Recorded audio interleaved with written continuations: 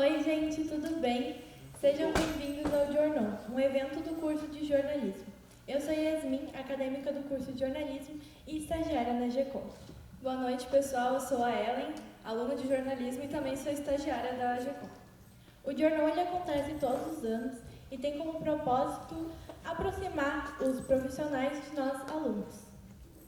Então, agora é a nossa última noite e, para relembrar, no nosso primeiro dia nós tivemos a presença do jornalista o César Freitas e na segunda noite nós tivemos os egressos Camila Veiga, Ubiratã Júnior, Felipe Faleiro e Renata Arteiro.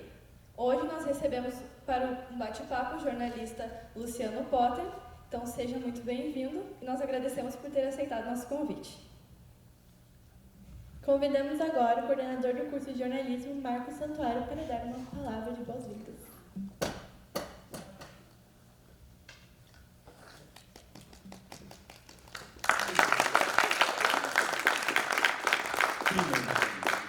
Obrigado pelas palmas, obrigado pela presença de todos.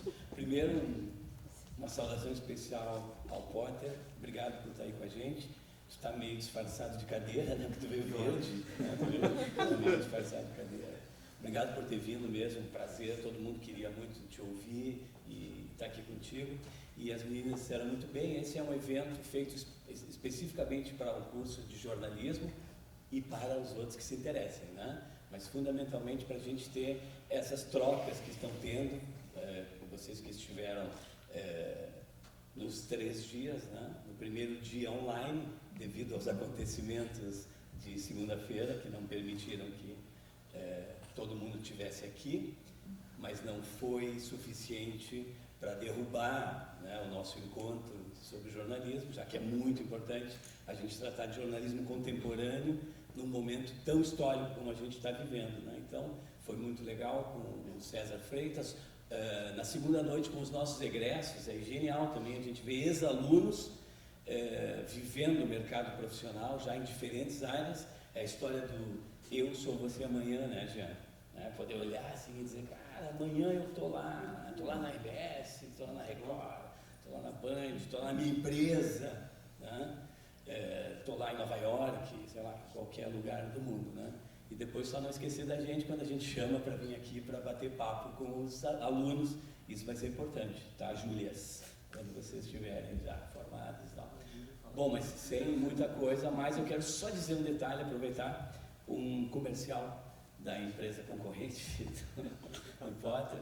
A partir de segunda-feira, como um bar de vocês já sabem, alguns estão inscritos, começa a oficina de jornalismo cultural do Correio do Povo com a Feira do Livro de Porto Alegre. Então, de segunda a sexta, da 1 às 6, lá nas redações, quem escolher jornal e multimídia, ali no Correio do Povo, quem escolher rádio, na Rádio Guaíba, e quem escolher TV, na TV Record, do lado da TV lá do Potter.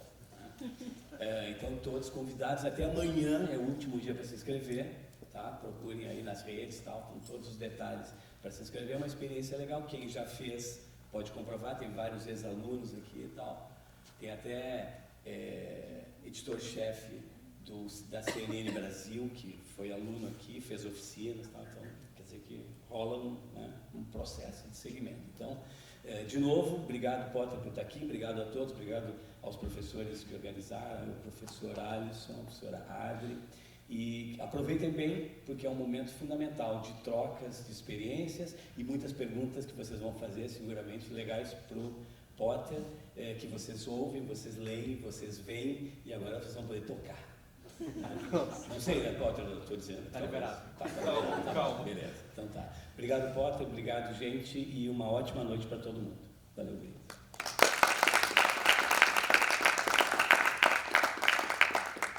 Agradecemos, então, pelas palavras do professor Marcos. Então, vamos dar início ao evento. Como sempre, as perguntas vocês podem ir anotando, que no final nós vamos ter um espaço para sanar todas elas. E para mostrar que vocês estão curtindo o evento, não esqueçam de postar um stories e marcar @gcomfevale e @jornalismofevale. E, infelizmente, a jornalista Kelly Massa ela não pôde estar presente com a gente aqui hoje por problemas de saúde. Eu tenho um áudio. Posso botar o áudio dela? Pode. Boa. Potter.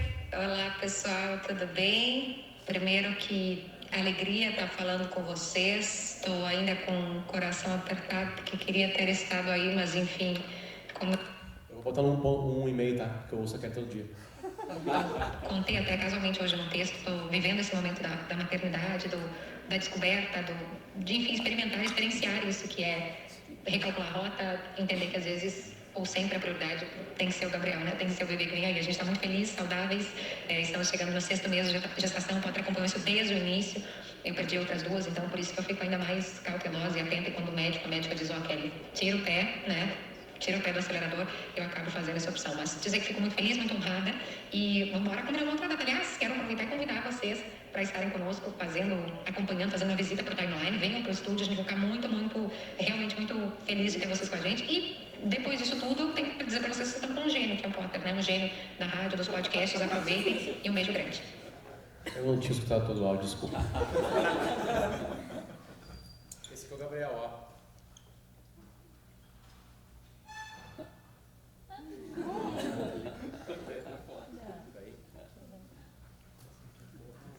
Então, Luciano Potter é graduado em jornalismo pela PUC do Rio Grande do Sul. Potter é presença constante nas listas de nomes mais lembrados pelo público. Ícone do programa Pretinho Básico, foi 3 vezes premiado com o prêmio iTunes da Apple. É apresentador de alguns dos podcasts mais ouvidos do país. Então é muito bom te receber aqui hoje e a palavra é tua. Obrigado, Miriam. Gente, Alisson, obrigado pelo convite.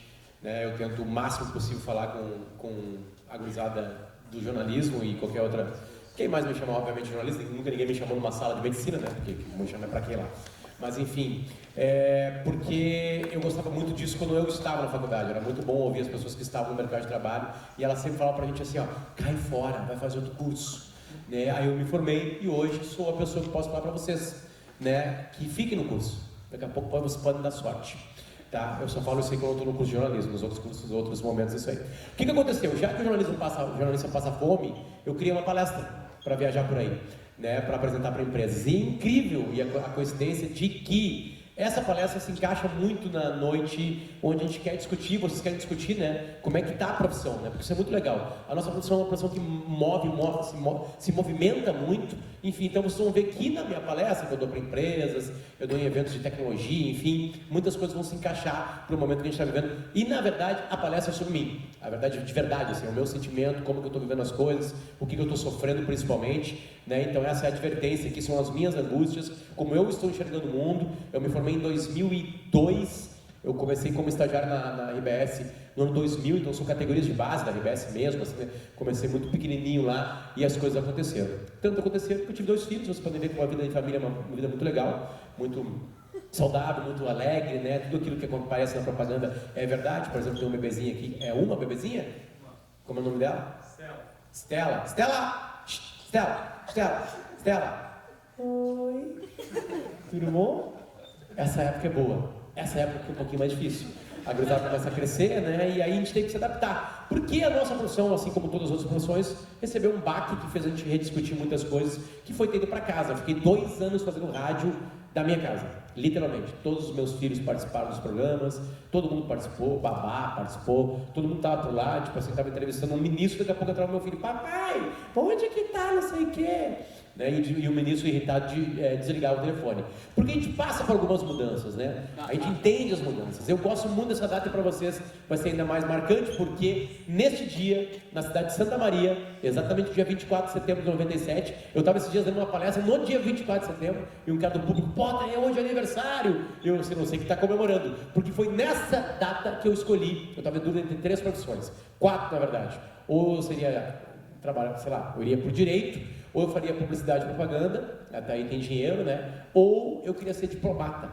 Exatamente isso, só que eu descobri que não tinha curso de diplomata. Eu tinha que primeiro fazer uma faculdade para depois ser diplomata. Tá viva essa ideia ainda, mas acho que eu não vou conseguir. E aí eu escolhi jornalismo, porque eu era vagabundo, queria trabalhar com paixões da minha vida. Música, eu gostava de música, gostava de séries, gostava de cinema, gostava de esportes, eu pensei que ia conseguir isso na minha vida. E aí, não é que deu certo. Deu certo, só que tem alguns poréns por aí. Deu certo porque eu trabalho com isso, né? Não que eu sou um bom jornalista, isso é uma outra história. E vocês podem ver como era bonito nessa época adolescente, né? Vamos entender um pouquinho nosso aqui, nosso mais próximo. Bate palma quem já escutou música nesse trequinho aqui. Só os professores. Só os professores bateram palma, assim como os professores de vocês, eu também nasci no século passado, né? E música é um belo exemplo de como a gente pode observar o mundo, né? E ver que às vezes até uma coisa gigantesca não entende bem o que está acontecendo. Porque a música se tornou popular, porque a gente colocava música em alguns artefatos, né? A galera, os professores já escutaram música nisso aqui, agora está na moda de novo, enfim, né? A gente chegava e escutava Nirvana, por exemplo, ó, bota o som. Comprava o disco, ia para casa, botava uma vitrolinha como essa aí e eu escutava música, né? Olha como é bom. Baixa um pouquinho, baixa um pouquinho, baixa um pouquinho. Era assim que funcionava. Eu morava nessa época em Alegrete, uma cidade do interior do estado. Chegava numa loja chamada Video Stop Video, comprava um disco, ia para casa e escutava. Só que aí as pessoas começaram a pensar que dava para escutar música se mexendo. E elas acertaram, inventaram toca-fita e Walkman. Então a gente tinha uma fita cassete, aquela que eu mostrei antes, a gente gravava uma fita. Geralmente a gente gravava a fita, a gente não comprava a fita do artista, né? A gente chamava de fita virgem. E eu lembro que nessa época aí eu ganhei um Walkman, e a gente descobriu que o segundo presente depois de ganhar um Walkman era pilhas recarregáveis, porque uma fitinha já bastava. E eu gravei isso aqui, ó. Pode subir o som. Toda a comunidade pobre da Zona Sul. Essa época era boa. Era uma época que a gente começou a botar as calças lá embaixo, né? As calças foram lá pra baixo, enfim. E a música estava funcionando ainda. A música estava funcionando. A gente pagava para escutar música. E aí teve uma grande revolução, que aí alguns de vocês já devem ter vivido, que foi isso aqui, né? Isso aqui facilitou muito, porque o disco arranhava, a fita enrolava, enfim. E aí teve essa grande revolução. Nessa época, eu estava no primeiro ano do segundo grau. E eu tinha ido na loja comprar um disco dessa banda aí, Radiohead. Nessa época eu gostava de uma guria que estava no terceiro ano, eu estava no primeiro. Essa guria, tipo, não sabia que eu existia. E eu tinha ido lá na Video Stop Video, comprado, pensei para o verbo, comprado um CD. Fui em casa, ia pro meu quarto que tinha um som e subi o som. Sinto uma dor adolescente do amor não correspondido. Uma época dura, uma época de banhos mais demorados, de angústias. E aí, mais ou menos a mesma fase que eu, dois caras nos Estados Unidos, aproveitando duas ideias que já estavam postas, chamadas internet e MP3, inventaram isso aqui, o Napster. Uma indústria de dezenas de décadas tinha ido para o saco, porque a gente entrava à meia-noite para gastar um pulso de telefone, fazia um barulhinho chamado e a gente baixava discografias inteiras dos artistas, de graça. Assim que eu baixei e conheci essa banda, por exemplo. Essa banda para mim foi a primeira banda que não existiu em CD. Ela já não existia de forma física, ela existia dentro de um computador. Aí tinha uma coisinha chamada Winamp, enfim, era assim que funcionava a música agora. O que a indústria da música fez? Pode baixar um pouquinho, por favor. A indústria da música botou os guris na justiça. Aí derrubaram o Napster. Já tinha inventado o Emule. Derrubaram o Emule, a gente estava no Kazaa. Derrubaram o Kazaa, a gente estava nas comunidades Orkut. Já era. O modo de escutar música tinha mudado completamente. E aí, anos depois, eles entenderam que era assim. No meio do caminho teve um cara chamado Steve Jobs, que inventou um tocador de MP3, uma loja de discos, então não pagava pelo físico e pagava pelo digital, que era caro pra cacete ainda. E aí veio o Spotify e a própria Apple, que entendeu que era uma mensalidade. Hoje, para escutar, sei lá, Bruno Mars, eu pago uma mensalidade. Vocês aqui pagam mensalidade para escutar música. Vocês não pagam mais, imagina, na verdade, a gente saía de casa, ia para uma loja e pagava R$45, corrigidos R$140 para ter um disco. Era um roubo. E agora não. Agora a gente paga 25, 40 reais, sei lá, e tem música infinita, né? Essa indústria não. Essa indústria contra da música, essa quer mais. Essa entendeu. Aliás, tem um curso aqui, né? Há muito tempo atrás, quando eu trabalhava no Patrão, eu lembro que eu vi num curso aqui de games. A Fevara entendeu antes, porque aqui é uma indústria inquieta, porque era uma merda. Era isso aqui.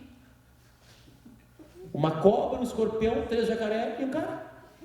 A gente ficava horas jogando Pitfall. Se o cara caísse na água, morria. Tocasse nos bichos, morria. Ele podia baixar a escada, pular aquele escorpião e seguia. Tem uma tela muito parecida, com 2 árvores depois. Era muito ruim. Era ruim mesmo. Tanto que isso aqui era um sucesso. Né? River Ride, a gente chamava. Nem sei como é que se fala. Esse som é nostálgico para muita gente. Os pais de vocês, talvez. Era assim, ó. Daqui a pouquinho nós chegamos abastecendo aquele posto de gasolina que vai aparecer lá, ó. Ih, se fudeu, foi para esse lado aqui, apareceu, sorte. Abastece. Era assim. E aí melhorou um pouquinho. Melhorou definitivamente, quase que definitivamente. E aí hoje é assim. Hoje as coisas estão melhorando, né? Porque é uma indústria inquieta, uma indústria que está preocupada com a entrega de cliente. E aí quando a música apareceu uma grande revolução, que aliás eles não precisaram pagar. Eles não precisaram pagar para institutos de pesquisa, não é instituto de pesquisa de eleição, institutos de pesquisa tecnológica, não pagaram um monte de... Eles tinham que pagar bilhões para inventar uma coisa tipo MP3 e internet. Eles não precisaram fazer isso aí, e eles não entenderam. E quem não entende, se ferra. Perde dinheiro. Tá aqui. Eu peguei 20 anos por gosto, tá? Não quis mostrar mais para frente. 94, 2004, 2014, muito claro. Talvez vocês não consigam enxergar as barras verdes aqui, né? Barra verde é música, barra roxa é games. Em 94, eu vou arredondar, música faturava 40 bilhões de dólares no mundo, games faturava 20.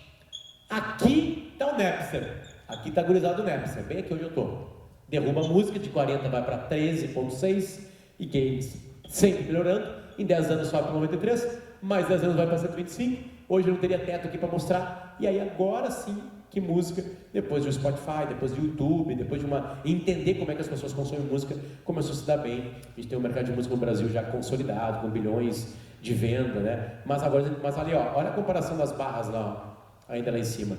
Games é azulzinho, filme é roxo e música é cinzinha. Depois de 2018 foi que começou a recuperação deles. Bate palma quem assistiu o filme disso aqui, por favor, só para interagir com vocês.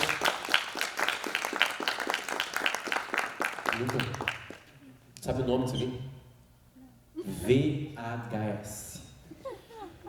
Teve uma época no planeta Terra que a gente saía de casa e ia para um lugar chamado videolocadora. Na cidade que eu morava, tinham 2 videolocadoras. Aí chegava um filme novo, tipo De Volta para o Futuro 3.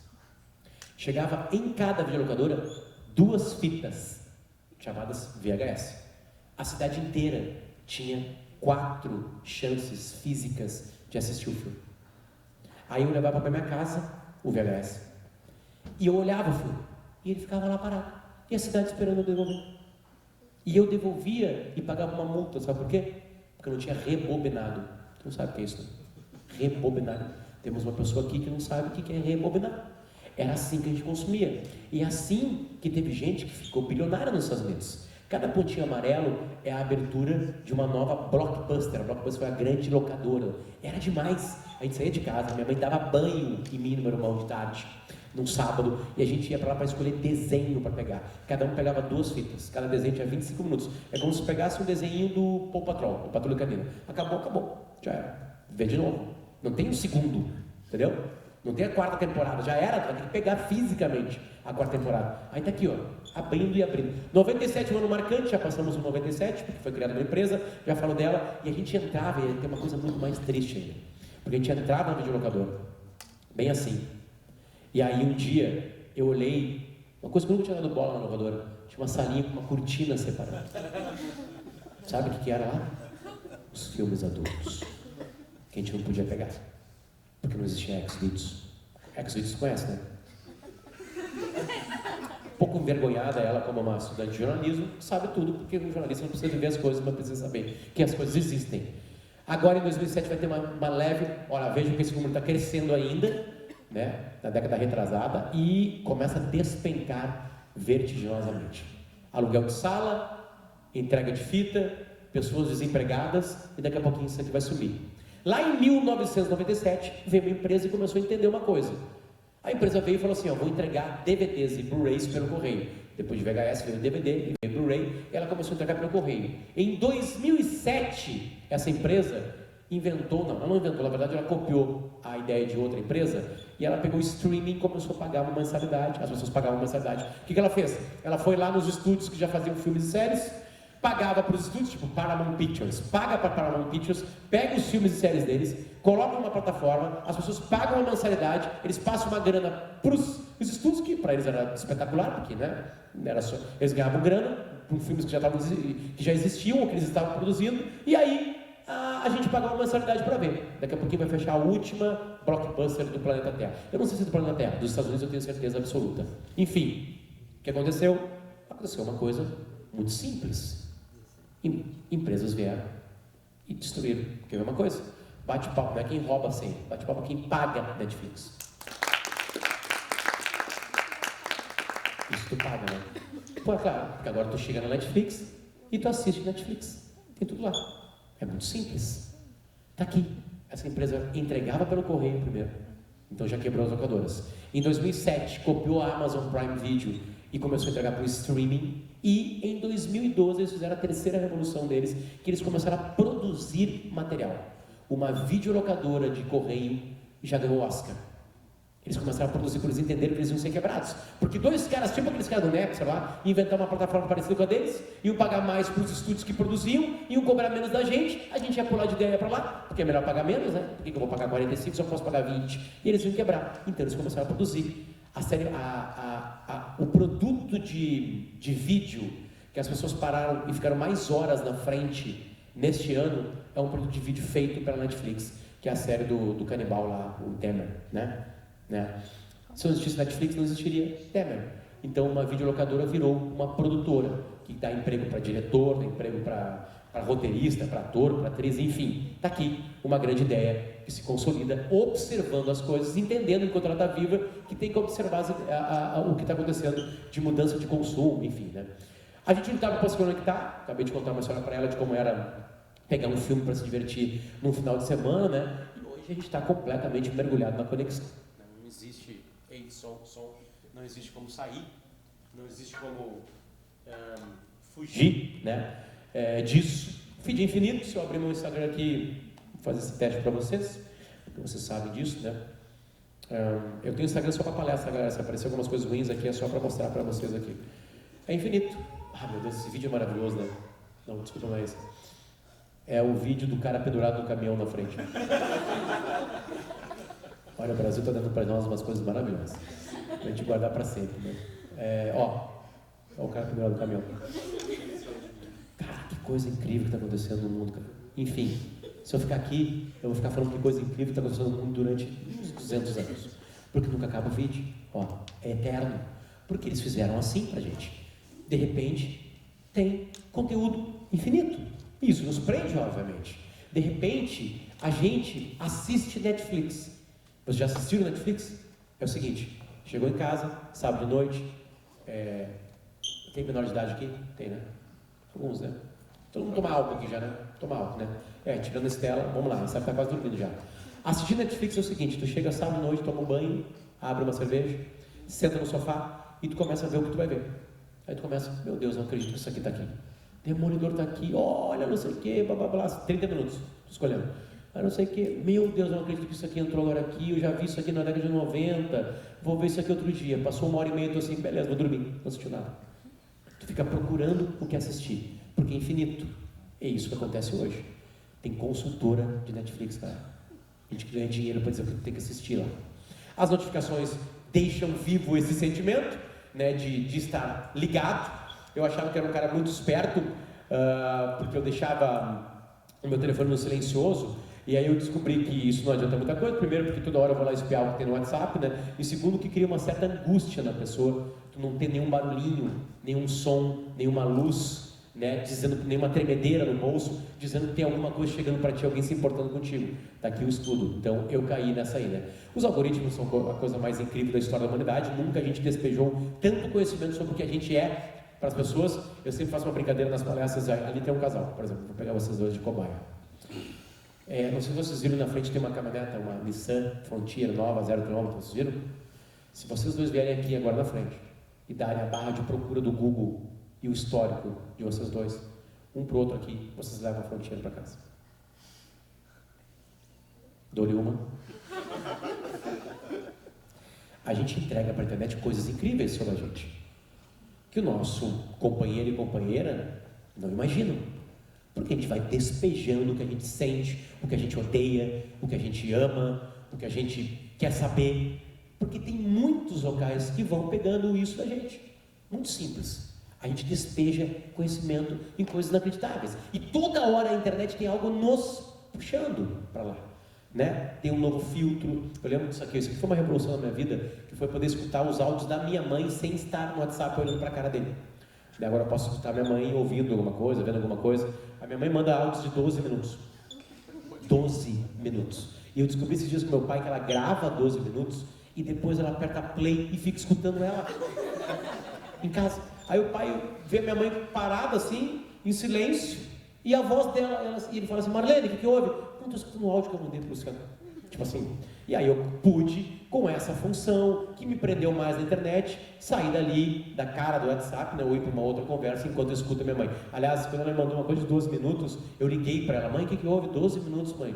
Ela assim: tu vai para Livramento no sábado? Eu assim: não, não vou. Ela: ah, tá. Eu disse: tá, mãe, aí? E os outros 11 minutos e 58, que isso caberia em 2 segundos. Vai para Livramento domingo, sábado? Deu, coube. Ela disse: não, era sobre isso. Nunca escutei. Tá lá, né? Curtidas trazem o mesmo prazer que outras coisas no nosso cérebro.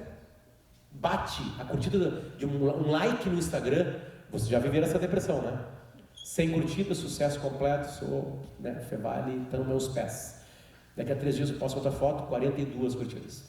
Depressão, fracasso completo, vou embora, tranco o curso, vou trabalhar com marcenaria, né? É isso que acontece, porque é o mesmo lugar do cérebro.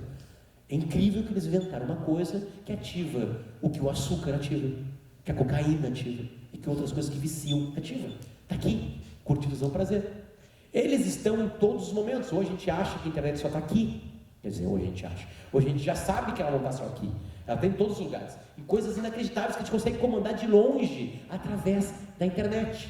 Tipo, fralda de bebê.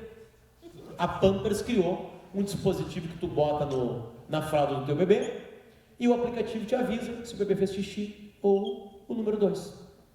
Que é uma... Vocês estão vivendo esse momento agora com a Estela, né?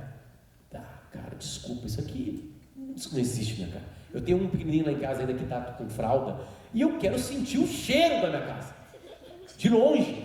Eu quero ver a criança começa a ser mau caráter desde pequenininha, porque passa o meu pequenininho na sala, assim, em dias de calor, só de fralda, e aí ele passa por ti e parece uma formiga saúva. Tem um aglomerado de mijo pendurado. Eu falo assim: Santi, vamos trocar o bebê está todo xixi, né? E ele assim: não, papai, não xixi. Carregando 2 quilos de xixi ali, né? É isso que eles querem acabar com a gente. Tanto é que os inventores da internet, os bilionários da internet, estão caindo fora do planeta Terra.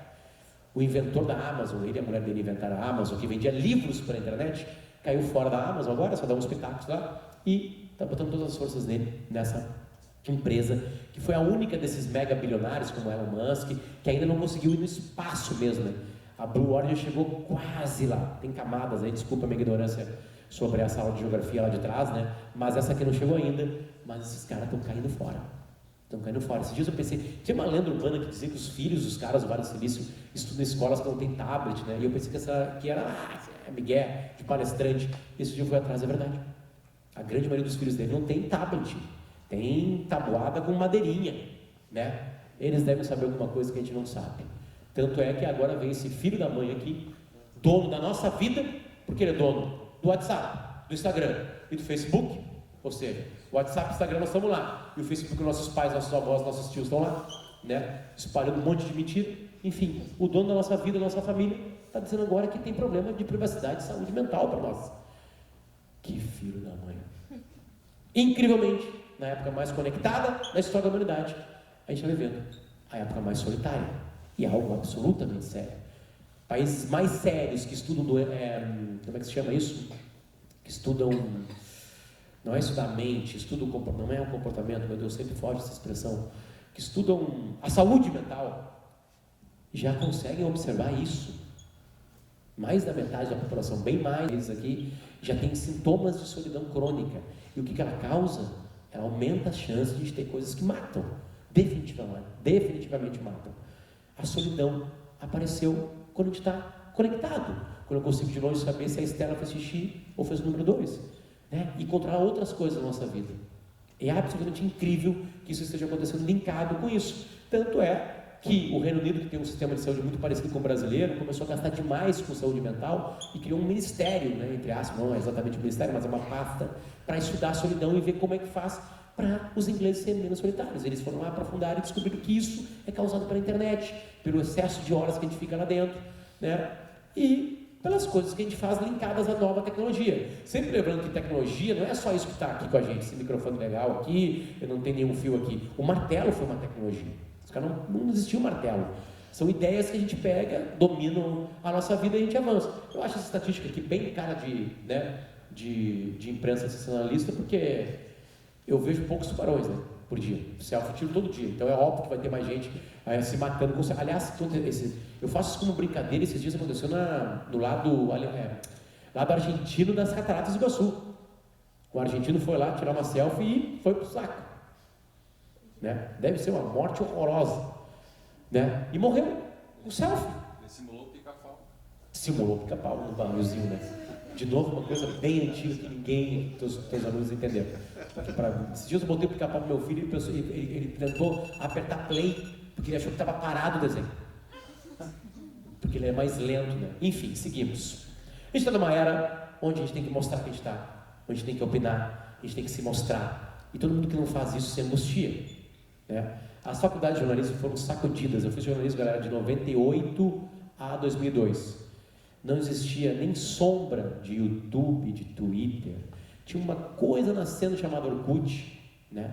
A ideia de rede social não existia. A ideia de comunicação rápida ainda eram os SMS, né, dos nossos telefones, que ainda não eram inteligentes. Bem longe disso. E hoje a gente tem que pegar a nossa vida e espraiar. Eu não gosto de reality show. Mentira. Já transformou a tua vida no reality show. Já está mostrando tudo da tua vida. Está aqui. Eu não sei a história dessa menina que parou na frente de uma obra-prima e virou de costas para ela para tirar uma foto. Ou ela chegou ali, tirou uma foto rapidinho, postou no Instagram para dizer que teve em Florença e na frente de Davi e Michelangelo.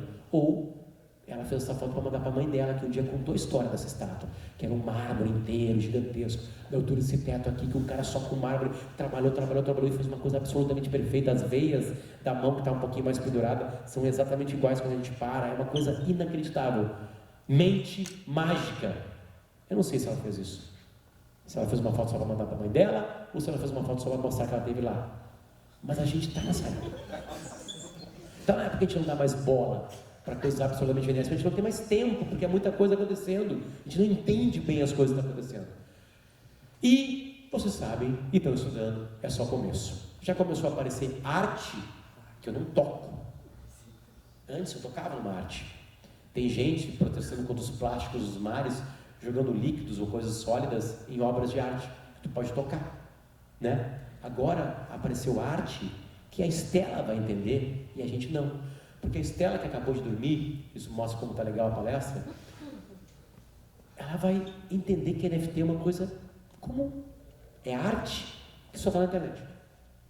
Pela primeira vez a gente não pode tocar. Eu posso até tocar, eu posso imprimir. Mas também posso imprimir a Mona Lisa.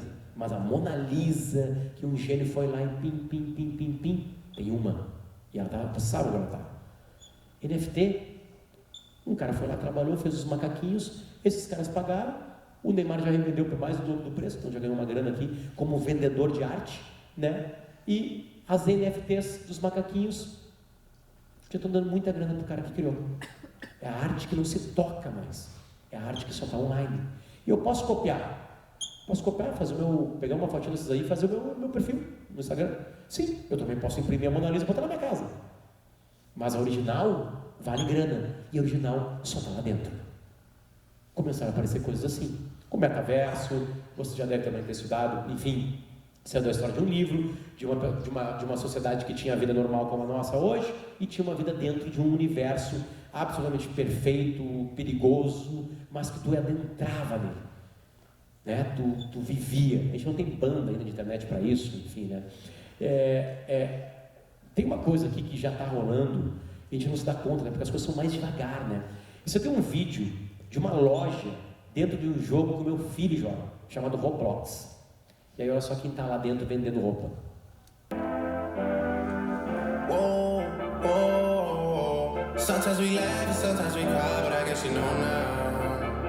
Eu gosto desse vídeo porque esse vídeo bota a gente no outro universo. Podia ser uma espécie de metaverso. A diferença é que esse vídeo tem cortes que escolhem o que eu tenho que ver. Imagine a gente olhando o que a gente quer ver. Então é uma espécie de metaverso. Os bonequinhos são assim, perfeitos, porque são assim os bonequinhos de Roblox, né? Mas tá lá a Nike vendendo camisa para eles usarem, calça, imitando a abertura do Fantástico de anos atrás. Só uma música boa do Drake.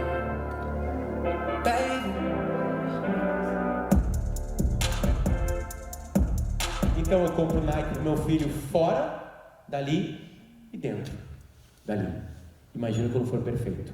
Não tem tecnologia ainda, é difícil a gente imaginar. Esses dias a minha mãe me fez uma pergunta: meu filho, o que é isso aí, meta? E aí eu fiquei preocupado que eu não conseguia explicar para minha mãe. Só que aí me dei conta de uma coisa: eu estava vendo a série dos Beatles, que mostrou eles gravando o último disco deles, né? E aí me deu um pininho assim, mãe, eu acho que eu sei te explicar.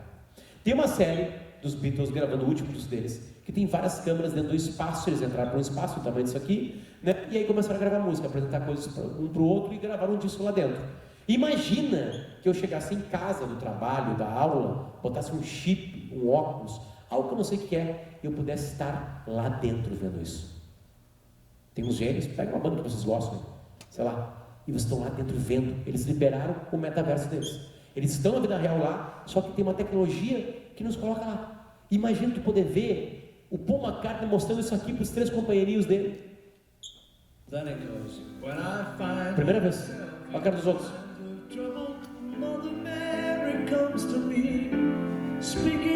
Imagina tu assistindo isso lá dentro. Eles não estão te vendo, mas tu está lá dentro. E aqui tem uma escolha de câmera novamente, mas se eu quiser ficar olhando só para o George Harrison, eu ficava olhando só para ele. Olha como os companheiros dele têm dificuldade para fazer uma música junto. Olha. Let it be, let it be, let it be, let it be.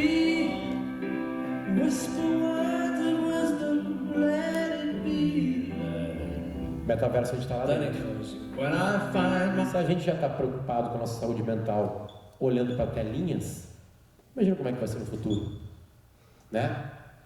Para quem a gente vai pedir ajuda? Quem? Eu risquei o número aqui para não acabar casamento, tá? Essa mulher destrói casamento. Atente porque está escrito em negrito ali embaixo. É falar com as pessoas mais que já foram daqui para buscar algum tipo de ajuda. Incrivelmente, eu, jornalista, que desde o ano 2002 comecei a ganhar meu salário de contratado pela RBS e sou pago para falar, descobri, meio que do nada, meio que estranho, meio que numa época bem parecida com essa que a gente viveu agora há pouquinho aqui no segundo turno. Lá no segundo turno de 2018, eu criei um podcast chamado Potter Entrevista. Criei sem perguntar para ninguém, pedi para um designer fazer uma arte lá em cima de uma foto minha, o cara fez, e eu comecei a entrevistar pessoas que iam votar no Haddad e pessoas que iam votar no Bolsonaro. Queria entender isso, com algumas premissas que eu criei para mim mesmo.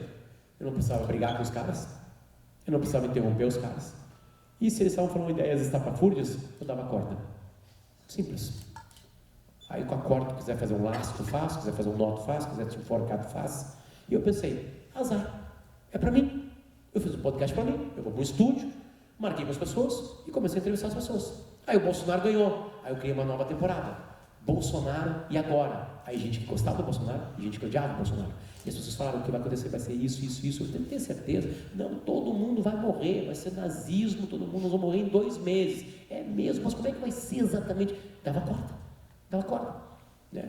E pessoas, claro, que falavam o contrário do Bolsonaro. O Bolsonaro vai nos ferrar, vai fazer isso, aquilo. Mas como é que exatamente? E aí eu comecei a ouvir mais e falar menos. Só que tinha uma pegadinha, porque a RBS me pagava para falar. Tanto que chegou para mim um dia, que eu, no mesmo dia, 1 hora após a outra, entrevistei o Lobão, que amava o Bolsonaro, e a Manuela, que tinha disputado a eleição contra o Bolsonaro. Em 2 horas eu escutei o Lobão e a Manuela. Lobão e a Manuela, sem interromper, entrando no mundo de cada um. Depois de 2 horas meu cérebro quebrou. Porque ninguém estava preparado para isso. Eu não estou preparado para isso. Só que aí, no final dessa temporada, tinha 1,5 milhão de plays até o final dos episódios. E eu, opa, tem alguma coisa para mim aqui. E eu comecei a estudar essa coisa de ouvir, blá blá blá. Aí tu começa a dar de cara, né, com algo muito interessante e humano chamado curiosidade. Quando tu começa a aprofundar nas coisas, tu começa a descobrir que o Charles Darwin ficou 8 meses estudando uma coisa chamada cirrípede. 8 meses para depois escrever umas páginas. Galera, a gente abre o Instagram, pega uma manchete e é PhD. E sai lá, despejando conhecimento, que eu não sei de onde nós tiramos. E mais do que isso, o problema não é esse. O problema é que parece que a gente é obrigado a fazer isso. Ainda mais estudantes de jornalismo, né? Estudantes de jornalismo são obrigados a saber. E aí eu, como comecei a desenvolver isso, deixa eu só linkar com uma coisa muito importante, um detalhezinho. No ano de 2018 já existiu o meu filho, o Federico, o primeiro deles. E filho é um filho da mãe. Porque tu começa a ver os teus defeitos lá. Com 7 meses de idade, meu filho mais velho botava o dedo no nariz, tirava tatu e comia. E a Marcela, quem é que está ensinando isso para ele? E eu disse, olha, eu não, deve ser tu. E aí tu começa a entender que tu pode aguçar algo em ti chamado curiosidade, porque tu precisa tratar bem quem está ali dentro, criar bem aquilo ali. E aí tu começa a pesquisar, a avançar, ter mais paciência, ao mesmo tempo de podcast, que tinha me ensinado que eu ouvisse, era muito legal. Eu mudava de opinião ouvindo as pessoas. Eu ratificava a opinião, tipo assim, agora mesmo que eu penso ainda mais do que eu pensava antes sobre esse assunto, eu comecei a ser um ser humano mais retirado, né? Então calma, bota um passinho para trás, cara. Não, porque esses dias me perguntaram, eu lembro que me perguntaram assim, qual é a tua opinião sobre cercamento de parques? Eu dei um presente para o mundo, né? Eu falei, não sei. Eu não gastei 1 minuto da minha vida sobre esse assunto. E eu vou sair lá, desculpa a palavra, bosteando sobre cercamento de parque. Eu acho que tem que cercar, porque da onde tu acha, cara? Qual é a tua? Os caras que estão 30 anos estudando cercamento de parques discordam. Fica quieto, não dá opinião. E eu falei isso, eu não sei. Sabe o que aconteceu? Começou a chegar e-mail para a RBS. Como é que você tem um comunicador que falou, eu não sei no ar? Chegou e-mail. Demitam o cara que ele fala, não sei. Tipo assim, incrível. E aí eu comecei a procurar mais. Eu dei de cara com o Einstein, porque eu queria saber se o Einstein sabia de outras coisas. Eu estava elaborando uma tese legalzinha, assim, que é assim, cara, da onde que saiu isso? Que a gente tem que saber de tudo, né? O Einstein não sabia nada de gastronomia, de biologia, de futebol, de sei lá, mais um monte de assunto. E aí, nessa de buscar mais informações sobre ele, que foi um gênio da humanidade, obviamente, eu descobri algumas coisas dele. Porque quando tu aguça a tua curiosidade, tu vem com mais coisas para ti, né? Eu descobri que ele renegou um filho com síndrome de Down. Ele era um filho da mãe. Renegou. Era defeituoso para ele. A sociedade imaginava isso na época, tem que respeitar as coisas que eram vividas naquela época. Mas enfim, ele renegou. Tanto que quando ele ganhou o Nobel, ele deu para uma instituição que cuidava de crianças assim. E o Einstein era perseguido por paparazzis. Essa foto que a galera aqui tatua é uma foto dele angustiado. Ele estava saindo de uma janta em Los Angeles com um casal de magnatas. Ele era perseguido pelos fotógrafos, que nem tinham ganho ainda o apelido de paparazzo. E o cara chamou ele e ele meteu a língua para o fotógrafo. Aí a foto teve um tratamento leve, né? E ganhou o mundo. Se eu não tivesse curiosidade, eu não saberia essa história. Isso começou a me dizer algumas coisas. E aí eu comecei a buscar mais sobre curiosidade. Eu descobri que tem um estudo desse professor alemão dizendo que as empresas perdem dinheiro com funcionários não curiosos. Não interessa qual profissão. E ganha dinheiro. E quem é curioso ganha grana. E não tem como ser curioso falando. É isso. Quem é que vocês chamam para desabafar? Para uma mesa de bar? O amigo ou a amiga falante ou a que escuta? Quem é? Não tem como ser gênio, crescer com a boca aberta. Falando. E aí eu dei de cara com estudos assim. E o mais incrível de tudo, e a metáfora para acabar, é que existe algo na nossa frente, na nossa casa, que é a metáfora perfeita para isso, que é o livro. A gente consome ele em silêncio. A gente não bate um pouco com ele. Eu nunca vi ninguém lendo, batendo um pouco com o livro. O máximo que eu posso fazer é fechar e largar ele e abandonar, né? Eu passo para outra pessoa, ele tem cheiro, ele tem tato, ele está vivo há 5 séculos e vendendo mais quando tem crise, quando tem pandemia, a gente vai pagar dos livros. Está aqui, aumentou a venda do mundo de livros. Isso aqui na real, isso aqui é do Brasil, né? Quando a gente se agarra numa crise. Eu falei que era sobre mim, o que eu ando fazendo? Eu sou um radialista, comecei a fazer vídeo. Como eu comecei a colecionar, entre aspas, histórias, eu comecei a ver que dava para gravar vídeo dessas histórias, porque eu falei assim, cara, cala tua boca, né? Faz menos coisas, para de escrever no Twitter, ou escreve menos, e se segura um pouquinho, dá uma retirada estratégica, assim. Vamos ver como é que tu vai ser no ar, vamos ver como é que a RBS vai te entender no ar. E aí eu comecei a criar podcasts de assuntos que eu não sei nada e que eu quero aprender, tipo moda, né? Eu sei que o Peninha está mergulhado agora numa controvérsia por causa da Serra Gaúcha, mas eu tenho um podcast com ele. Eu postei uma foto da gravação do podcast, as pessoas começaram a me xingar, me dar um follow. Eu não entendi o que estava acontecendo, porque ele tinha falado que a Serra Gaúcha era só de gente brega. E mais algumas 27 coisas junto com isso. Agora ele pediu desculpa, agora estava debochando dele. Peninha, 2 pediu desculpa, da terceiro tu vai pro Fantástico, né? Porque ele vai lá e fala um monte de merda, depois diz assim, eu não sei o quê. E às vezes os pedidos de desculpa do Peninha são piores que é o xingamento. Mas enfim, fiz os vídeos, gurizada. Toda semana eu lanço o vídeo. Tem primeiro a descoberta da história. Então eu estou lendo um livro, uma reportagem, alguém me contou uma história, eu vou lá, anoto, organizo, trabalho um texto, coisa que eu não fazia há muito tempo. Aí eu gravo, eu vejo uma equipe que grava na minha casa, que edita, a gente lança. E aí o radialista, que agora entrou no mundo dos vídeos para contar histórias, está colhendo uma coisa muito, mas absolutamente magnífica com esses vídeos, que é fracasso. Ninguém está vendo. Os caras comentam, Potter, vai para lá na rádio, cara, para de gravar esses vídeos. Só que agora é um momento legal para mim. Isso aqui, na verdade, é só o final de algo que começou em 2018. Eu digo final de algo que começou em 2018, que me despertou em 2018. E não é o final da linha do trem, sei lá, não é isso. É o final desse novo mundo que eu quero para mim, que é ser um cara mais curioso, mais ouvinte, né? Mais tranquilo. A Estela chegou a acordar agora nesse momento do meu fracasso. E estar mais sereno com as coisas que eu preciso buscar, porque foi uma descoberta maravilhosa eu ter dado de cara com uma coisa que é absolutamente minha, que é eu sou um ser ignorante em 100% dos assuntos que eu falo no ar. Só de saber que eu sou ignorante me deu uma calmaria e hoje eu estou vivendo a minha melhor época da vida.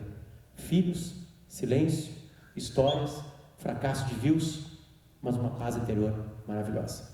Obrigado pela atenção de vocês e é por eles que eu faço essas coisinhas aqui. É que eu não ia acabar a palestra com 2 guris chorando, né? Aqui são eles sorrindo. Se vocês gostaram, vocês podem aplaudir.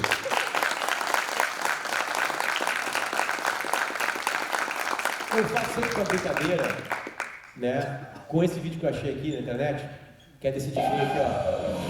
Esse cara aqui, ó. Esse cara aqui é uma boa metáfora, porque esse cara meio que não entendeu direito, assim, esse mundo que eu estou passando aqui de serenidade, de retirada estratégica, de prestar mais atenção nas coisas, de aguçar a curiosidade, né, de eu trazer para cá coisas curiosas, né? Tanto é aí o que aconteceu. Ele achou que era uma estrela do rock, então não entendeu o que ele era. Ele se jogou na plateia, no ato que a gente não tem nem palavra em português, mas em inglês se chama mosh. Né? E o que aconteceu com ele, com esse cara que não leu o mercado onde ele está, tipo a música não entendeu, que não entendeu as tecnologias que estavam sendo usadas ali, que aquela galera estava ali não por ele, mas sim pelo evento que estava ali, ele fez isso aqui. Ele implodiu a galera. Né? Voltar para vocês verem bem.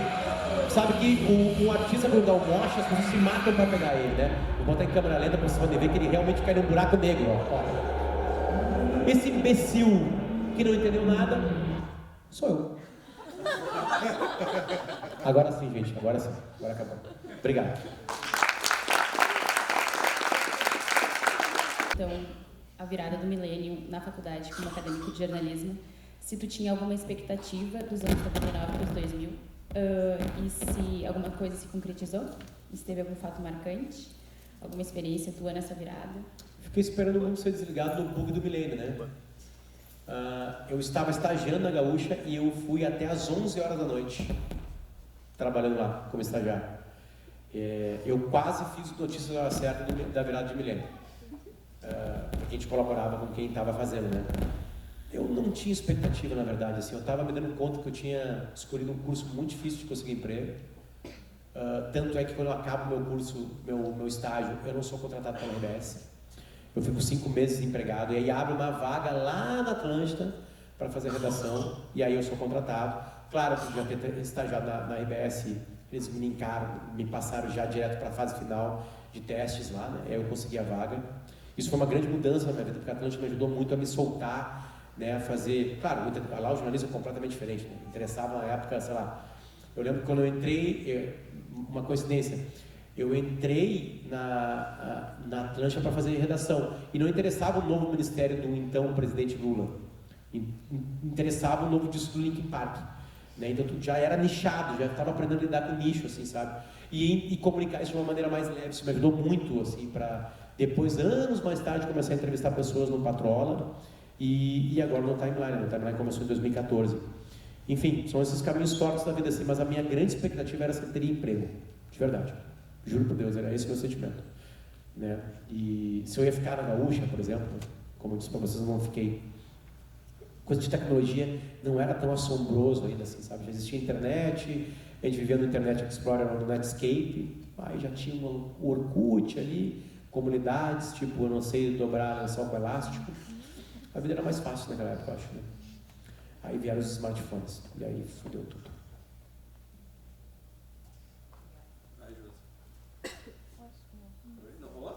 Fica apertando, apareceu verdinho. Boa noite. Boa Eu sou noite. Josiane e estamos falando muito sobre a internet e como tudo mudou, igual falaram que se formou em outro momento. E aqui na faculdade, principalmente na internet, a gente vê muito falando sobre os profissionais multimídias. E como foi para ti? Vamos supor, se tu quisesse fazer rádio, depois tu teve que se adaptar os streamings, podcast, tudo. E como é que foi isso? Fazer vídeo, gravar pro rádio, texto, tudo isso que foi se acumulando também para tu ter que fazer ao mesmo tempo. Antes era vários profissionais, cada um fazia uma coisa, e agora tu tem que ser esse profissional que faz tudo. Josi, isso foi um problema para a minha geração, né? Para vocês não é. O simples fato de ter um smartphone, tu já desenvolve aparecer numa tela, desenvolve gravar voz, desenvolve escrever, desenvolve fotografar, desenvolve edição, né? O TikTok, ele é um sucesso porque tu edita nele as coisas, né? Então, de alguma maneira, os cursos de jornalismo não precisam mais ensinar isso, porque os estudantes já chegam aqui dominando essa área. Claro que aprender um editor mais profissional vai melhorar a tua entrega de vídeo, enfim, né? Isso é tudo muito rápido, mas também ao mesmo tempo a gente vai criando uma geração que está acostumada com aquele tipo de vídeo, né? Eu no TikTok, né? Eu até vou botar isso na palestra, porque é um fracasso completo, uma coisa horrorosa, assim, sabe? Claro, eu edito fora, boto ali, não tem nada de orgânico meu lá dentro, sabe? Então, a dificuldade foi para a nossa geração. Os profissionais hoje de comunicação, eles já sabem, aliás, não só de comunicação, né? Esses dias eu estava vendo uma palestra de um médico dizendo que o grande problema deles é se comunicar, porque a medicina é muito de passar experiências de um para os outros, e eles perdem muito tempo, muita gente morre porque eles não conseguem nos simpósios deles se comunicar bem, vir para frente do palco e falar o que eles estão vivendo e como eles estão fazendo. As pessoas não se encantam pela ideia e não compram a ideia e não levam a ideia para o hospital onde eles trabalham longe lá. Então, se comunicar é realmente um problema de todo mundo, né? A sorte de vocês é que vocês já vêm na faculdade com todas as ferramentas que a gente antes aprendia na faculdade. Eu tinha aula de falar no microfone, né? Falar em áudio. Eu tinha aula de... Eu pegava uma máquina da faculdade para tirar foto. Imagina isso, cara. Né? Hoje eu tiro 1000 fotos por dia, sabe? Então, isso mudou. Por isso que eu acho que os estudantes de jornalismo, claro que eles vão ter que respeitar tudo que os professores fazem, né, de material, mas eu acho que o grande estudante de jornalismo, que vai estar mais preparado quando sair daqui, é o cara que aguçou mais a curiosidade, que arrebentou com preconceitos. A gente recebe muita crítica, por exemplo, na Gaúcha, lá, principalmente no Timeline, porque a gente ouve pessoas com ideias, blá blá blá. E eu vejo professores de faculdade me criticam para isso. Cara, quando é que um professor de faculdade vai dizer que tu não pode ouvir uma pessoa? Quando eu vejo um documentário do passado, né, e eu vejo um calhorda falando alguma coisa, a gente só sabe que ele é um calhorda porque ele falou, né? Jornalismo também é documental, né? Então, eu acho que os grandes, os que saem grandes daqui são aqueles que ouvem todo mundo, que leem tudo de diferente, né? Para te criticar o Capital do Karl Marx, você vai ter que ler Karl Marx. Tu não vai ter que ler uma crítica do Capital. Vai lá, enfrenta o Capital. E aí tu pensa com a cabeça própria, sabe? Eu acho que a gente está formando poucas pessoas, e eu sou essa pessoa, eu tenho esse defeito, de ser livre de pensamento, de ser realmente, sabe, de ter, sei lá, free, sabe? A gente pega atalhos, né? Eu acho que isso é um grande problema. Mas os grandes profissionais de comunicação, não falo nem mais só de jornalismo, são aqueles que pegam e resetam, tiram todos os preconceitos e enfrentam o mundo. Porque o mundo vai ter gente sem fundamento, vai ter gente idiota, vai ter gente que vai espalhar isso tudo. Lida com isso, não esconde, tu vai estar muito mais preparado para as coisas, né? E aí a gente tem surpresas no mundo, né? É por isso que se criam surpresas no mundo. A gente vai, da onde que saiu o presidente tal? Sim, né? Você não estava prestando atenção nele. Agora aí, com milhões de votos, sabe? Em qualquer lugar do mundo, não estou falando do Brasil, estou falando de qualquer outro lugar do mundo. Enfim, né? Então, cara, estudante de jornalismo tem que ser curioso, profundamente curioso, né? Então eu acho que ler mais, prestar mais atenção no mundo, sabe? Porque as ferramentas, mesmo professores, me corrijam se eu tiver alguma coisa errada, ferramenta já vem valorizada, né? O que a gente aprendia antes veio. Eu aprendi a editar, eu tinha aula de edição 1, edição 2, edição 3. Imagina. Quando é que tu teve aula de edição 1, 2, 3? Tem uma só. Uma só. Que é uma coisa muito mais profissional. Eu não sei como é que tu entende isso, até conversando assim.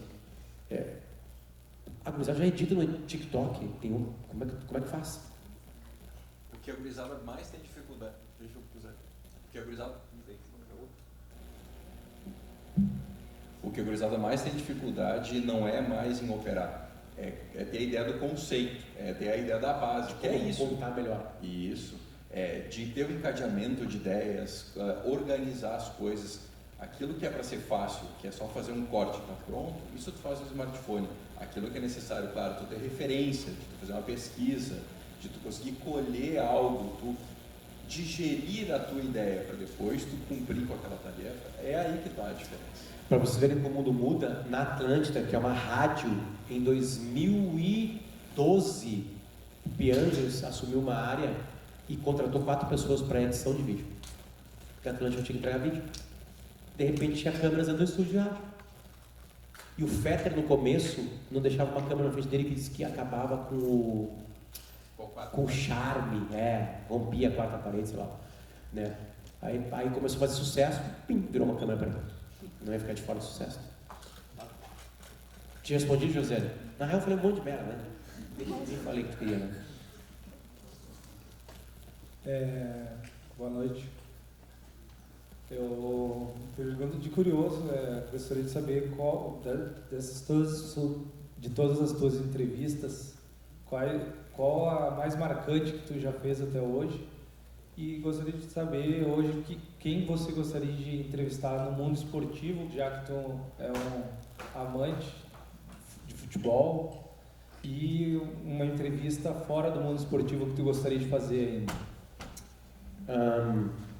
Geralmente, cara, entrevistar pessoas que realmente mudam a vida das outras pessoas para melhor e para pior, geralmente são momentos interessantes, assim, né? Ainda mais ao vivo numa rádio, onde toda sílaba vai pro ar, né? Esses dias um amigo meu, tu estava muito sorridente com aquele cara. Claro, eu precisava sorrir com ele, para ele ficar relaxado e para perguntar o que realmente interessava, né? Então, entrevistar políticos é uma coisa bem interessante. Eu já entrevistei o Lula, o Bolsonaro, a Dilma, o Fernando Henrique Cardoso e o Collor. O Itamar morreu antes de eu conseguir entrevistar. E o Michel Temer também já entrevistei, né? Então, entrevistar presidentes do Brasil é uma coisa bem interessante. Todas elas são marcantes, porque é um peso, a noite é mal dormida de antes, né? Tu não pode errar, todo mundo está de olho. Daqui a pouco tu pode ganhar um presente, uma resposta da pessoa, né? Enfim. Conta. E a grande entrevista de futebol eu quase fiz. E a história é engraçada. na Copa de 2010, eu estava na África do Sul, numa cidadezinha que sediou um jogo, que era um jogo muito perigoso, chamado Estados Unidos e Inglaterra. Tinha hooligans, tinha perigo de bomba, né, que duas grandes nações muito perseguidas, né, por terroristas estavam lá no jogo lá. O jogo foi 1-1 e eu ganhei o direito de ir para, como é que se chama? Zona mista, que é onde os jogadores passam. E estava na delegação da Inglaterra um homem chamado David Beckham. O Beckham não estava jogando aquela Copa, mas ele estava como um convidado da delegação. E para a Copa era muito legal ter o Beckham ali circulando pela Copa, né? E aí o Beckham, bonito, cheiroso, bem vestido, estava lá. Aí o seguinte, aí o Beckham vem vindo e ele para no grupo de jornalistas e começa a dar entrevista, né? E aí eu pego e ligo para a Gaúcha. A gente tinha um telefone que funcionava lá, ligo para a Gaúcha, entro com a central e falo assim, meu, me botem no ar, tinha um programa de esporte falando que eu vou entrevistar o Beckham ao vivo. O cara, agora, vamos lá. Aí pá, fiquei esperando o Beckham ali, esperando a minha vez de perguntar, e aí eu ia esperar acho que era o Baldasso até que estava no ar, queria me chamar, olha, o Potter da África do Sul com o Beckham, vamos ver que ele vai conversar com o Beckham. E eu estou ali esperando, daqui a pouco sai do ar, a rádio no meu telefone, e o Beckham ali, né? E nesse momento, o cara da central da Gaúcha, que era o Rafael Sequim, o jornalista falou assim, meu, ferrou, o Inter acabou de contratar o Celso Rotti. Eu se ferrou o cacete, né? Agora nós vamos entrevistar o Beckham depois, vocês falam, cara, o Beckham está a 1 metro de mim, ele vai parar na minha frente, e eu estou falando com ele, o Beckham para na minha frente, e ele fala assim, meu, já era, desculpa, vou te derrubar, derrubou. Eu fiquei ali com o telefone assim com o Beckham, aí porque eu já tinha pedido para ele, né? Ele já tinha me olhado e falado, feito assim para mim, né? Ele falou assim, three questions, eu, beleza, aí ele chegou, e eu fiz 3 perguntas, o Beckham, sem gravar, sei lá, conversei com o cara. E ele respondeu até mais, posso ir mais? Posso, a gente ficou ali uns 5 minutos conversando, eu com a mãozinha assim encostada assim, na grade. Ele também, chegou um outro jornalista brasileiro, perguntou algumas coisas, bateu um papo e foi embora, então tá, valeu, obrigado, cumprimentei ele e foi embora. Essa foi uma grande entrevista jornalística de esporte. Desde Beckham. O Celso Rotti assumiu o Inter e ganhou a Libertadores da América. E meses depois perdeu o Mazembe. Obrigado, Stella, tá batendo palma, viu? Boa noite, meu nome é Júlia. Eu queria saber de ti, quando foi que tu teve a certeza que era o jornalismo que tu queria? Naquele dia da foto. E em que momento tu, em alguma entrevista, tu falou, não, nenhuma outra opção, também foi naquele momento? Pode repetir essa última? Em que momento, alguma entrevista, algum momento especial que tu teve durante o jornalismo? As entrevistas são realmente uma coisa muito legal. O jornalismo, a gente está acostumado a falar demais, né? A escrever demais, mas os grandes momentos jornalísticos são os momentos que a gente conversa com pessoas, né? Na real, a verdade é essa aí. O âmago da nossa profissão é conversar com pessoas, não tem o que fazer. Por isso que eu fico muito pé da vida quando não querem conversar com alguém. Fico muito mesmo, eu fico profundamente magoado. E quando isso vem da academia, eu fico ainda mais, porque são as pessoas que estão preparando, a galera que está chegando. Né? De alguma maneira eu já respondi, né? Os presidentes foram momentos marcantes, assim, né? Celebridades sempre são legais, né? Porque tem muita atenção do público, atenção do público e tensão em ti, né? Para não errar, para tentar segurar alguma coisa. Eu aprendi muito isso na Atlântida, porque a gente entrevistava muitos artistas, né? Então eu ficava nervoso com a vinda da Ivete Sangalo no estúdio, né? O Planeta Atlântico nos deu também muitas entrevistas legais, né? Eu acho que ali, a cada entrevista, assim, eu descobria que pô, até que foi legal, né, fazer jornalismo. O problema é o contra-cheque, né? O cheque é doloroso. É foda, cara. Não tem como ganhar dinheiro com jornalismo. Desculpa, gurizada. Mas não tem. Não, o primeiro mudei. Alguém que tá para ganhar dinheiro no jornalismo? Eu sabia disso já, né? Não é uma novidade, né? Se for trabalhar com publicidade, enquanto jornalista. Se trabalhar com publicidade, ganha um pouquinho mais. Aqui é medicina por amor. Pode ser também. Boa noite, Potter. Tudo bem? Sou o Rodrigo. Eu te acompanho, bom, desde o tempo do Pretinho já. Queria saber sobre o entretenimento. O entretenimento de hoje, ele é muito diferente do antigo, né? A gente tinha ali o Duda Garbi ali, que imitava o Santaninha, tinha o Almir, né? E eu queria saber, assim, sobre o entretenimento de agora, por que mudou bastante? E sobre, outra pergunta também, sobre a TV Com, se for um marco para ti. A TV Com foi muito legal, porque a TV Com, eu pude fazer um programa chamado Papo Clipe lá, que acabou por causa do YouTube. Porque a gente mostrava clipe, e aí a gente decidiu que clipe as pessoas tinham que ver, e as pessoas descobriram que elas podiam decidir. Acabou com o programa. Acabou mesmo, chegou um dia, galera, acabou. Ninguém tá vendo. Aí acabou. Mas foi legal, porque eu entrevistava artistas lá ao vivo, né? Enfim, isso era muito legal. Fazer ao vivo é muito mais legal. O entretenimento mudou porque o mundo muda, né? É mais rápido. E o entretenimento depende muito de uma coisa chamada piada. E as piadas passam a ser inadequadas de alguma maneira, né? Algumas pessoas ficam muito bravas com isso, até tu fazer uma piada delas. O mundo está muito chato politicamente. Agora, acabou de acontecer isso. Acabou de acontecer isso. Com um cidadão chamado Eduardo Bueno. O Eduardo Bueno gravou um vídeo, xingou a Serra Gaúcha. Diz que as pessoas de lá são blá blá blá blá blá blá. As pessoas estão indignadas, prefeitos indignados, né? Quem é que não conhece o Peninha? O Peninha é louco. Ele exagera. Tudo que ele fala é exagerado, né? Ele fala até com um certo riso na cara. E as pessoas ficam bravas, sabe? E são pessoas que ficam muito putas com o politicamente correto. Falam mal da cidade delas. Elas ficaram pé da vida. Cara, não tem como ver o vídeo e falar assim, esse Peninho imbecil. Fica quieto. Não, tem que ter um texto, tem que alimentar o algoritmo, tem que fazer não sei o que, tem que gravar um vídeo. Essas pessoas que odeiam o politicamente correto estão indignadas. Na real, mas quem vive de fazer piada, obviamente que teve que se adaptar. A gente fazia piadas no começo do Pretinho em 2007, machistas, né? E a gente começou a ver que isso podia causar algum tipo de transtorno. Eu acho que tem que fazer todas as piadas, mas também acho que tem que matar no peito elas depois, né? Tem que matar no peito. Eu acho que a gente tem que poder fazer piada. E aí tu vai ter o teu público, não. O Léo Lins, não sei se vocês já viram um show do Léo Lins, ele vai lá, né? Vai lá, ele vai mesmo, certo? É piada. Para mim, o grande pensador da humanidade hoje é o Dave Chappelle, que é um humorista que tem shows dele na Netflix. Ele vai muito mais que o Léo Lins. E aí dá uma volta e dá um nó no teu cérebro, te mostra quanto é hipócrita e volta. Uma viagem maravilhosa. Só que lá, parece que está numa montanha-russa sem cinto de segurança. Fica assim, né? Porque lidar com a gente mesmo é a mesma coisa. Então o entretenimento mudou porque o mundo muda. Eu prefiro, como eu não tenho o talento desses caras, mudar junto. Então eu tiro o pé do acelerador e tento trabalhar meu cérebro para fazer piadas com coisas que encaixam, né? Mais hoje no mundo. Né? Mas eu não vou fazer mais piada machista, por exemplo. Não tem mais por que fazer. É uma mudança minha de vida mesmo.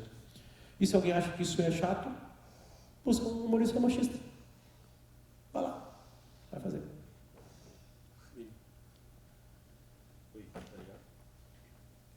Oi, boa noite. Tudo bem? Sou o Vinícius. Tudo bem, Vinícius? Te perguntar, não sei até que ponto tu teve essa experiência estratégica de como ganhar audiência fazendo jornalismo. Porque, vamos supor, uma disputa de 4 veículos, a mesmo acontecimento, todos têm que noticiar, mas todos precisam de audiência, porque é o que paga as contas. Como ganhar essa audiência fazendo jornalismo? A pergunta é boa porque ela lida com duas coisas bem interessantes. Assim, né? A primeira delas é os veículos de comunicação gigantescos. Eles têm menos audiência hoje, mas eles continuam gigantescos, continuam ainda as pessoas escutando. É aquela velha história. Teu tio falou que alguém morreu no grupo do WhatsApp. Tu não acredita até chegar no G1, ou Zé Hora, ou Globo, ou Folha. Quando a Folha bota lá, Tarcísio Meira morreu, é que ele morreu. Né? Então isso é uma coisa de história, né, que carrega com dezenas de anos. Óbvio que os meios de comunicação erram, enfim. Então acho que isso é um ponto importante. Quando eu me formei, eu só conseguia trabalhar e botar para fora o meu jornalismo se eu entrasse numa empresa. Essa é a grande mudança e acho que essa é a grande saída de todos vocês aqui. Porque pela primeira vez na história está na palma da sua mão uma coisa chamada jornalismo empreendedor. Se tem talento, tu grava vídeo. Se tem talento, tu vai para o TikTok, tu faz um podcast. Antes, tu entende que tinha uma dificuldade física, né? Eu tinha que estar numa rádio para falar, para usar áudio, né? Ou ir para uma praça. Essas duas possibilidades. Eu tinha que estar na TV para aparecer um vídeo, né? Eu tinha que estar numa revista, um jornal para escrever. Eu podia fazer um fanzine, né? Rádio era impossível de fazer, só uma rádio comunitária. Pouca gente ia escutar. Nenhuma vingou anos e anos. E TV é muito mais difícil de comprar uma câmera que era caríssima. Né? Hoje o smartphone custa R$1.200 mais barato. E tu grava nele podcast e lança. Grava vídeo e lança. Escreve e lança. Tá ali, R$1.200. Tu faz jornalismo com R$1.200. Só que ao mesmo tempo isso te deu a possibilidade de ser empreendedor. A gente está vendo várias pessoas empreendedoras. O problema é que, geralmente linkados a assuntos mais sérios, como política, tu só ganha audiência alimentando um nicho, seja ele qual for. Aí tem distorções da realidade, sabe que aquilo ali é alimentado com uma grana meio estranha. Enfim, mas tu já começa a ver que nos Estados Unidos já tem alguns meios consolidados. Alguns meios que não nasceriam se nós não tivéssemos assim, sei lá, um site que eu gosto muito, o Jota, que é sobre notícias jurídicas, não existiria sem internet. Né? O Poder 360, uma ideia boa, não existiria sem internet. Um que ganhou muita audiência e se criou muito com vídeos, que é o Metrópolis, foi um ator, né, atuante, desculpa a palavra, a repetição, nessas eleições brasileiras, só existe por causa da internet. E alguém criou. Né? Então acho que o lado bom é esse, tu não precisa mais da RBS, da Bandeirantes, da Rádio Grenal e faltou uma das grandes, da Guaíba, para trabalhar com áudio. Agora, se isso vai chegar no público, depende muito, né, cara? Mas geralmente as coisas demoram. Eu tenho um podcast com a Caixa Preta junto com 2 guris que criaram ele antes de mim, o Pedro e o Arthur, que tem a audiência do podcast é cerca de 40 mil por episódio, só no Spotify, né? Eu tenho Moda Importa com a Marcela, minha mulher, onde eu ouço ela falar de moda, com um assunto que eu descobri que é muito legal, que tem nuances demais, tem economia, tem arte, né? Tem discussão geopolítica, enfim, tudo isso está dando moda. 1.200 pessoas ouvem. É um nicho. E eu tenho Nossa História com o Peninha e com o Arthur, onde eu e o Arthur tentamos domar o Peninha e botar para fora o conhecimento que ele tem naquela cabeça dele, sobre coisas específicas de história, e aí dá 10, 11 mil públicos diferentes, os 3 podcasts, né? Conta a história que eu fazia com os guris antes no Pretinho, claro, né? Enfim, não tem uma fórmula, cara. O que eu digo para as pessoas para criarem conteúdo é o seguinte: faz um conteúdo que tu ama, não o que está na moda. Senão ele tem uma duração de 1 mês. Eu vou fazer um podcast, Potter. A primeira pergunta que eu faço, por quê? Por que tu vai fazer um podcast? Né? Eu vou fazer um podcast porque todo mundo está fazendo. Já sei que vai se ferrar. Eu alimento e falo, claro, faz, vai ser legal. Né? Não vou ficar falando para a pessoa, deixa que ela descubra, né, as coisas. Né? Mas tu perguntou sobre a audiência, não tem segredo, cara. Verdade traz audiência, mentira traz audiência.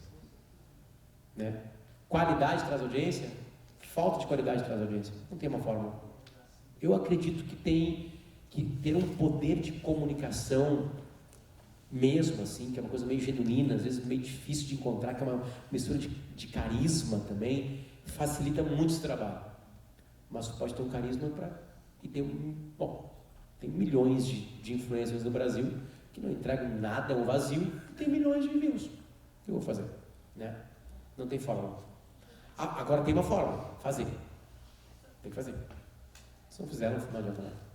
Então vocês podem, na faculdade, já estar fazendo conteúdo. Isso para nós era impossível antes. Nesse sentido, vocês são privilegiados. Eu vou fazer uma pergunta enquanto eu levo o microfone. Claro.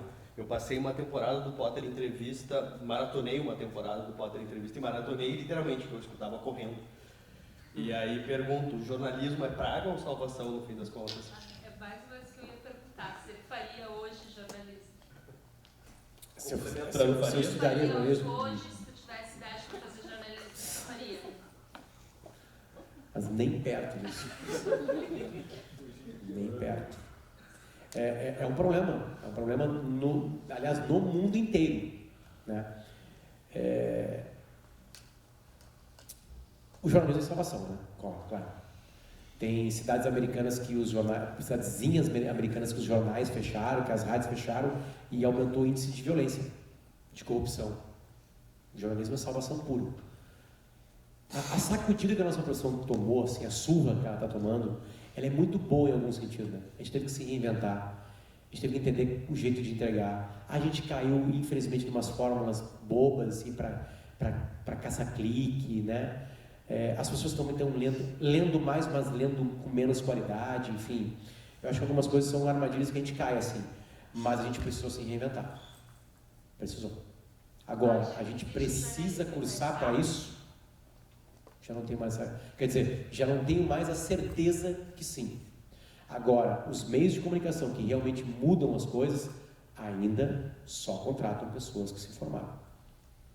Porque são 4 anos, 5 anos que tu para na tua vida para, né, descobrir coisas, pegar conhecimento. Né? Acabou de dar um exemplo, né? Editar, todo mundo edita. Entender a edição, não é todo mundo. Né? É a época do autodidatismo, não sei se é essa palavra, né? Isso cai para o jornalismo também.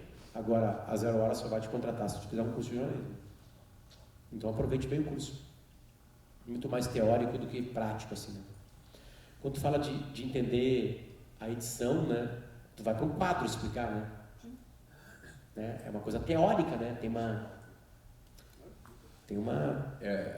questão assim que tu estava colocando, eu acredito que a gente vive muito de um imediatismo que só valoriza soft skills. Em vez das hard skills, aquilo que tu leva tempo, aquilo fica distante. Então é bem isso.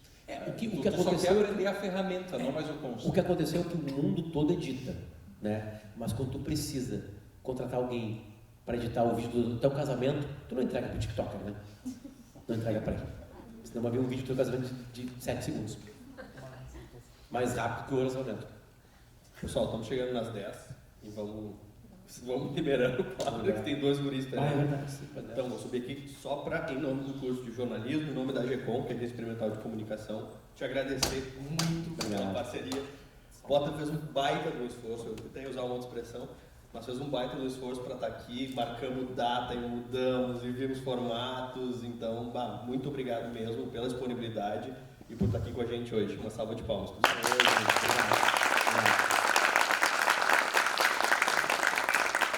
Boa sorte, vocês vão precisar pra cacete. Desanime, né? Pelo amor de Deus, né? Vocês não podem estar desanimados com o jornalismo. Vocês podem fazer jornalismo agora já. Não precisa nem se formar para fazer. Vou tirar foto.